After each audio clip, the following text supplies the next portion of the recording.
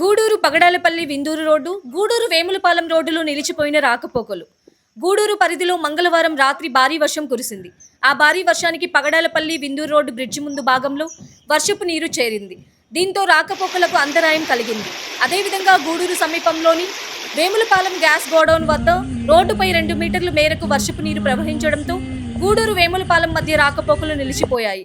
దీంతో ప్రజలు చాలా ఇబ్బందులు పడుతున్నారు.